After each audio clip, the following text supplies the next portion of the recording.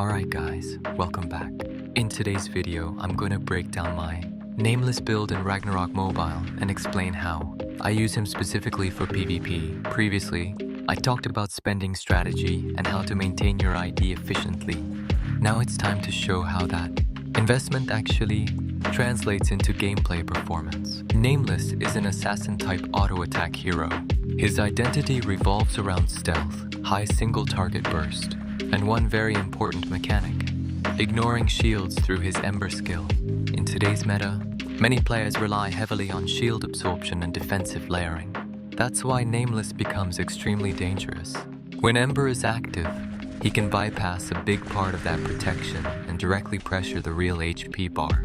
But you need to understand something clearly. Nameless is strong, yes, but if your ID not Dutch mill, you aren't God. First weakness, he is melee. That means positioning is everything.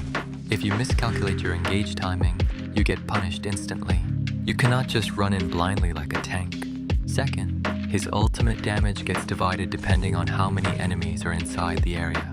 The more enemies you hit, the more the damage splits. So he performs much better in isolated fights or small skirmishes rather than full stacked team fights. Now let's talk about stat priority.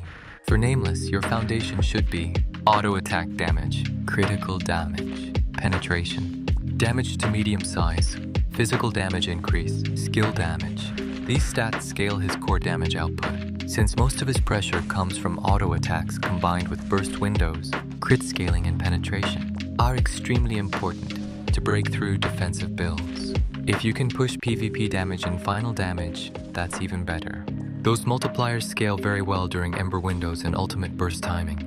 Now here's the interesting part, his clone mechanic. Nameless constantly generates clones, and while a clone is active, he gains significant final damage reduction. In certain setups, that reduction can exceed 100% for a short duration. That's why sometimes he feels surprisingly tanky, even though he's classified as an assassin. This is why balance is important. In today's hero meta, you cannot build pure glass cannon anymore. Even as a DPS, you need defensive layering. You need survivability. You need mitigation. Because if you die before your burst window happens, your build has zero impact. Nameless is all about timing, positioning, and target selection. If you isolate the correct target, activate Ember properly, and maintain clone uptime, he becomes extremely oppressive.